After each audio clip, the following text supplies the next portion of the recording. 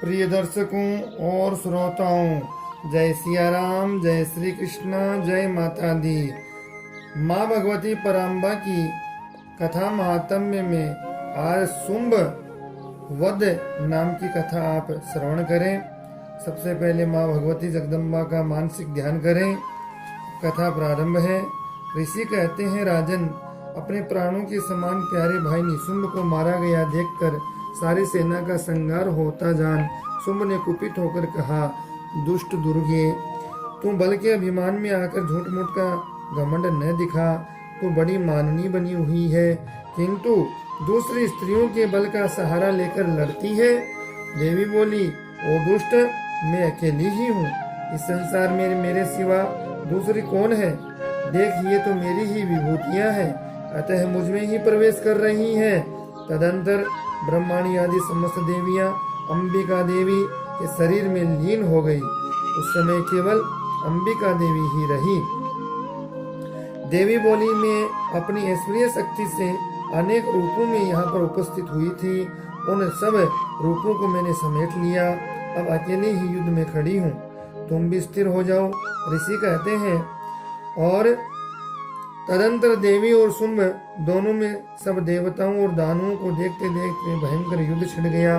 बाणों की वर्षा, तीखे शस्त्रों और दारुण अस्त्रों के प्रहार के कारण उन दोनों का युद्ध सब लोगों के लिए बड़ा भयानक प्रतीत हुआ।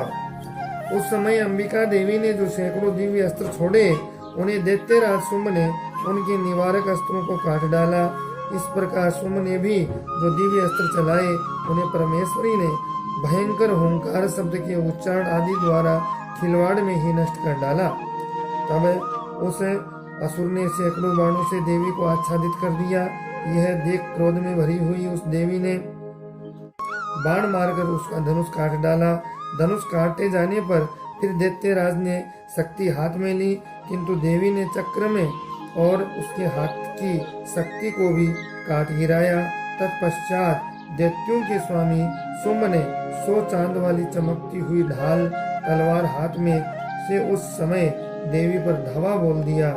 उसके आते ही चंडिका ने अपने धनुष से छोड़े हुए तीखे बाणों द्वारा सूर्य के किरणों के समान उज्जवल ढाल और तलवार को तुरंत काट दिया। फिर उस दैत्य के घोड़े और सारथी मारे गए। धनुष तो पहले ही कट चुका था। उसने अंबिका को मारने के लिए उद्यत हो भयंकर मुद्गर हाथों में लिया। उसे आते देख देवी ने अपने तीक्ष्ण बाणों से उसका मुद्गर भी काट डाला। इस पर भी उस असुर मुक्का तानकर बड़े वेग से देवी की ओर झपटा। उस दैत्यराज ने देवी की छाती में मुक्का मारा। तब देवी ने उसकी छाती में एक चांटा जड़ दिया।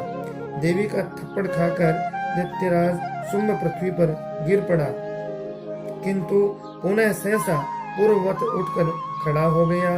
फिर वह उछला और देवी को ऊपर से लाकर आकाश में खड़ा हो गया। तब चंडिका आकाश में भी बिना किसी आधार के ही शुंभ के साथ युद्ध करने लगी। उस समय दैत्य चंडिका आकाश में एक दूसरे से लड़ने लगे। उसका वह युद्ध पहले सिद्ध और मुनियों को विस्मय में डालने वाला हुआ। फिर अंबिका ने शुंभ के साथ बहुत देर तक युद्ध करने के पश्चात उसे उठाकर घुमाया, पृथ्वी पर पटक दिया। पटके जाने पर पृथ्वी पर आने के बाद वह दुष्टात्मा दैत्य पुनः चंडिका का वध करने के लिए उनकी ओर बड़े वेग से दौड़ा। तब समस्त दैत्यों के राजा शुंभ को अपनी ओर आते देख देवी ने त्रिशूल से उसकी छाती छेद कर उसे पृथ्वी पर गिरा दिया। देवी के शूल की धार से घायल होने पर उसके प्राण पखेरु उड़ गए। वह समुद्र द्वीपों और पर्वतों सहित समूची पृथ्वी को कांपता हुआ भूमि पर गिर पड़ा। तदंतर उस दुर्मात्मा के मारे जाने पर संपूर्ण जगत प्रसन्न एवं पूर्ण स्वस्थ हो गया। आकाश स्वच्छ दिखाई देने लगा। पहले जो उत्पात सूचक मेघ उल्कापात होते थे, ये सब शांत हो गए।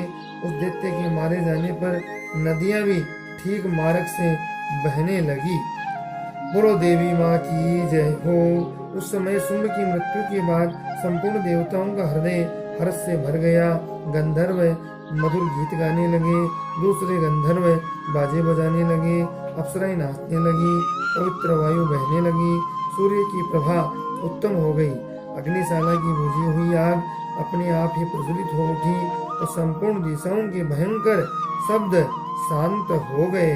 जी हाँ, इस प्रकार से आपने श्री मार्कंडेय पुराण की सावणी मनवंत्र के अंतर्गत देवी महात्म्य की शुंभ वध नाम की यह कथा श्रवण की।